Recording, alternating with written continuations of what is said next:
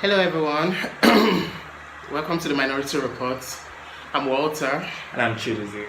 Today's episode was informed by something a friend of mine talked to me. He said something about why is it that every LGBT person is usually a feminist, and most women who identify as feminists are usually, pro-gay.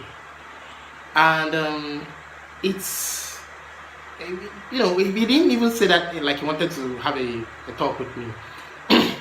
He said like he had formed a sort of derogatory opinion about why we should swim in both waters. Why can't people just concentrate, just do your own, let me do my own? Why does an LGBT person have to also speak up for women as well?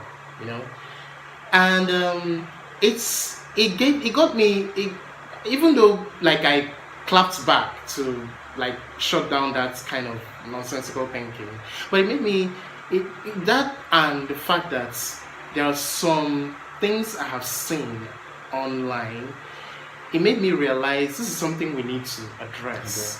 Like really understand the mentality or the thinking that makes it so that LGBT people are usually more empathetic of the causes of women, and why women who are all about women empowerment are also, they think they are more empathetic to the struggle of the LGBT.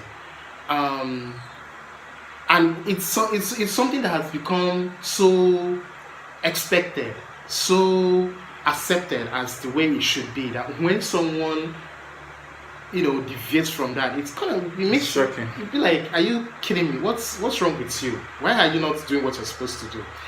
I remember many months ago, there's this woman who's well known for her feminist views, and she was somebody I used to admire a lot for the fact that she was fiercely all about empowering women. Something about her fearlessness that appealed to me. She owed nobody any apologies. But then one sunny day like that, she makes a post about how LGBT. It was around this period where there was this whole controversy around the cake making suits that was going on in America, about a couple who had taken a cake maker who had okay, now I know who the person is. I was thinking of somebody else. Alright.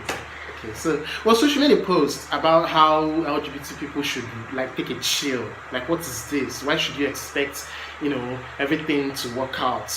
Like basically take a back seat. I mean, it's not every time things, you must not make noise all the time.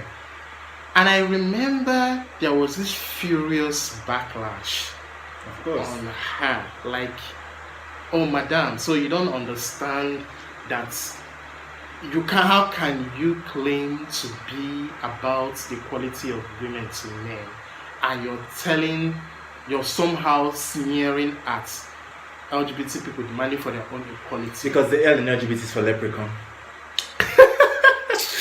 So now, recently, just as this idea to have this episode came up, I was online and I saw a tweet which I want to read out. Somebody tweeted, "You do not need to support LGBT." We clap so. Yeah, that's emoji clap emoji. You do not need to support LGBT to be a feminist. That's basically what the person tweeted. That's such a forgetful. So now this person demonstrated his ignorance online, and somebody, a darling, said something, replied him, and this is what she said.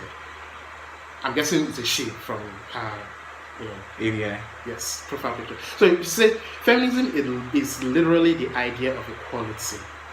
Supporting LGBT means you support that people of the community deserve equal rights.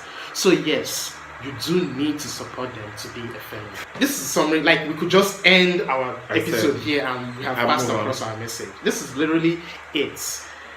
Every minority struggle It's connected. It's about one thing and one thing only. Yeah. Equality. It makes sense that it's easier for queer people to empathize with feminist struggles, because when you suffer oppression, it's easier for you. Like, this is something you experience in a slightly different way perhaps, but it's easier for you to understand another person's predicament. Yes. You know, and I feel like all of these things are connected, particularly when you're talking about feminism and LGBTQ rights. It's this idea of masculinity, and so it's men being a certain thing and then women being a certain thing. You know, women know your place and then men know your place, and both stem from the existence of the patriarchy. The patriarchy is premised on this Neanderthal idea of masculinity, this caveman idea of masculinity being aspirational. There is a polar opposite of, you know, masculinity, which is femininity. So if masculinity is what is aspirational, if you need to meet a certain standard of masculinity to be this quintessential human being, the opposite is that, you know, femininity is at the other end of the spectrum. And the major feature of femininity is fuckability. I always have this argument, you know, within the context of the patriarchy. The fact of being penetrated, German Gray said, you know, so long, it doesn't matter whether you're a male, you're a man, you're a dog, you're a cat, you're a stone, so long as you are fuckable, you are female. And that is what is also at the heart of largely about homophobia and the obsession, you know, with the mechanics of sex. It's, you know, it's that idea of fuckability. There's nothing that challenges this strict structure called masculinity. Nothing challenges it as much as the idea that as much as the idea of women empowerment and the LGBT and queer people. Yes. In the terms of queer people, it's outraged by the prospects that, first of all, that there are men who would even get to be in touch with their feminine side. Like, there are men who are not that rigid establishment of what is supposed to be a man. Yeah. You know, it also frowns at the idea that when it comes to sexual interactions, and there are men who are submissive, who are fuckable. You know, so you know, they are not they like, that is why, and like it's like, you know, when most of the time when you get homophobic outrage online, there's usually this fascination with, so you are fucking my yash, like it feels it goes, you start questioning, like, how do you find, why do you react like that is an insult to you? Yeah, you get, so when you know, when as long as the masculine man cannot come to terms with the picture that there are actual men who, well, receive sex. I don't even know why I'm saying that, so ridiculous. But yes, you know, as long as that challenges, that challenge to his this fragile notion of masculinity. Yeah, it makes homophobia thrive. And in the same way too, that you get the notion that a woman would dare to want to be the breadwinner or be on an equal footing with a man. That's another thing that challenges masculinity. And so this is where it interconnects. This is a connection between them, because they are both on, even though it is in different directions. They are both manifestations of the same problem. Yeah, these structures of masculinity, and so yeah. And generally, all oppressions are interconnected. Even like there's also the concept of intersectionality. I've heard, you know, a lot of people say these ridiculous things, like people who are decidedly feminists, who think of themselves as feminists, you know, would say stuff like, you know, it's none of my business, you know, I'm more concerned with women's rights, I don't have to support LGBT rights and stuff. Then my question to these people is, what would you say to a lesbian? Please, I'd like to hear what you have to say to them, because they're suffering oppression on more than one front. They're suffering oppression on the front of their being lesbian, and also on the front of being female, being have a you woman. watched them? Have you seen when we rise. I haven't. I still haven't. Sorry. I haven't I berated you enough about I will sometime this century. a really, really fantastic series about the American LGBT struggle. Something everyone must see. It's a mini series. Now because they covered different areas of the LGBT umbrella. There was a part that dealt with lesbians, and when a couple of lesbians came to join the women rights movement, there was like this initial resentment, this initial pushback, and one of the women was like, hello, I'm a woman, like I have two struggles that I'm dealing with, but I am still a woman. When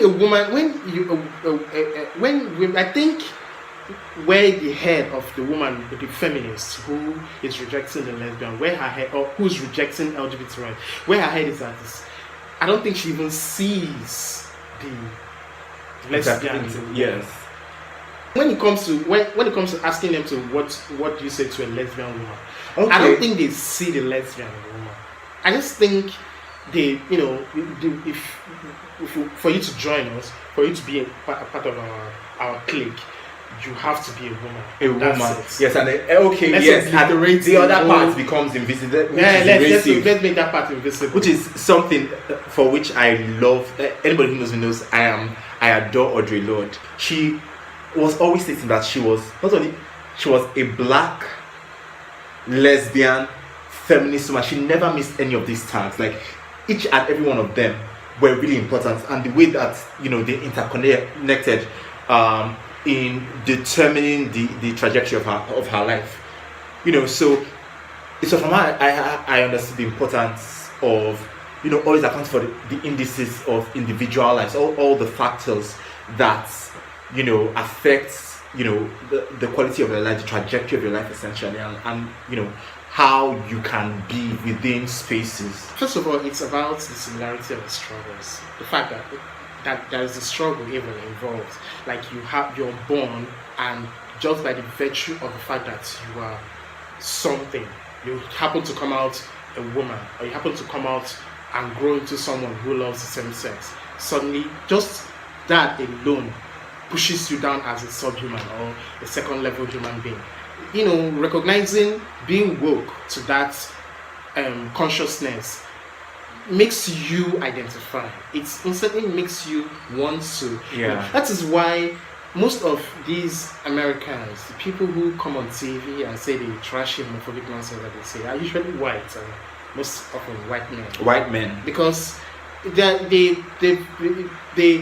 are blinded by their privilege in many ways. There's something in Scandal, the series Scandal. I remember there was a time Melly Grant was attacking Fitzgerald on one of his entitled things he said to her, and she made reference to the fact that I am not a rich white male.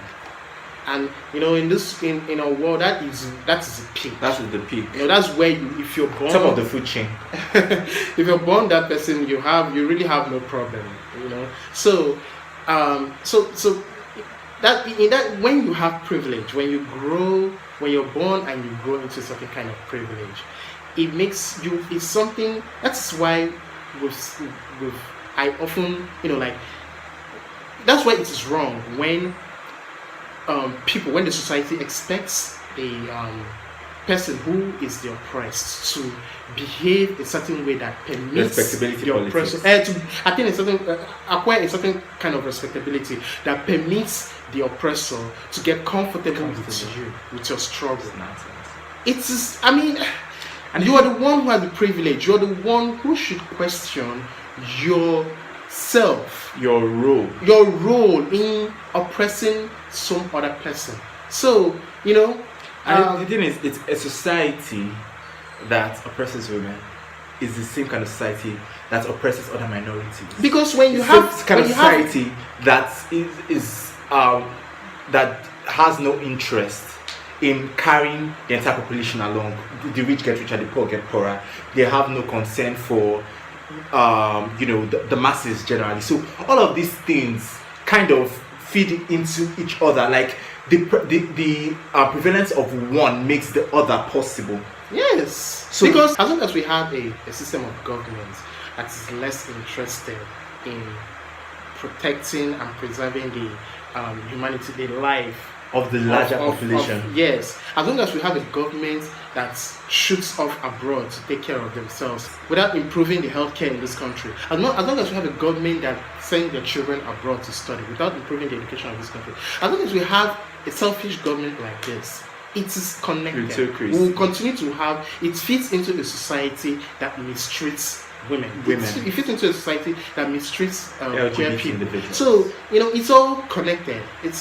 I'm pretty sure if America was in the age where it's the racism was so overt, was so endorsed. And of course, racism also has economic ramifications because we had other things like redlining and stuff. These things you're talking about, LGBT struggles in Nigeria, for example, you have instances of people being ousted from being promoted because they don't have families, because they aren't married with children. These things happen in Nigeria here, so you cannot. All of these things are really, really connected. Yeah. Very, very without even realizing it. Through a lot of these policies in some of these companies, LGBT people are being penalized. If you're a woman and you're not married, you get penalized for it. If you're a man and you're not married, you get penalized for it. So long as you have a society that just does not respect human dignity, that is very much invested in holding a certain kind of or a certain way of life as the be all and end all over everybody, we'll keep having these problems. I have a friend who got a query at work simply because he not only does not join his colleagues to make ribald jokes about women, but they've never seen a woman come to see him. Got a query? Yes. He got a query for that. He became suspect. And this is what is your business with? I'm sorry. Hang on. Got a query? Like I'm really interested in the wording of that query. Like you are hereby queried for not making tasteless jokes about women. I'm pretty serious, but they've got a better wording for it. But at the end of that was basically the moment. The interest in his personal life and the fact that he just didn't seem entitled to any female. When his colleagues were now querying him, like really questioning him about all those things, and he got what the fuck is your business about that. Next thing, administration was sending him a query, and you see that's the thing. It's not even maybe perhaps let's just say my friend, whether he's straight or queer or whatever, the fact that we have a society that permits this kind of abuse of somebody's personal space and somebody's rights to not be part of you guys in making tasteless jokes about women. Be a parlor jokes. That's what makes that a society that does this and does. They're all connected, and that is why people who have these similar struggles, who feel put upon by society. That is why all minority struggles, they are just basically the same, and it's all about connected. And the people they push for the society to recognize them is about one thing: quality. And we are all even when we, of course I understand the need to say, but whenever we talk about equality, it's like, but this should be tried. I think you're born in a society, and people think the life you're leading is already you enjoying your rights. So when you now clamor, you'll be like, seriously, what are you shouting for? So I remember this series, Mary Jane, and she was on the air with somebody she was interviewing. The woman kept on saying, these people, they were arguing about LGBT people, and the woman kept on saying, these people cannot be demanding for special rights. She kept on saying special rights. No, it is not special rights. It's human rights. They want to be on the same level as you are. And that's the mistake. And then the fact that you feel, you have the power to disallow that. The fact that you actually do have the power to disallow that is something it's a big problem. It's very problematic. Big problem. It's very. So I guess that's it on today's episode. Hopefully this got us thinking. I'm tired of talking about these things. I want to live in a world where this is no longer a topic. What is this? No longer a topic. Do better. But yeah, that's it. So we're always saying, everything about what we talk about on this show is about us doing better, being better human beings. Yeah. So until next time, be good. Don't be unfortunate. It's Dozier. And he's Walter. Bye. Bye.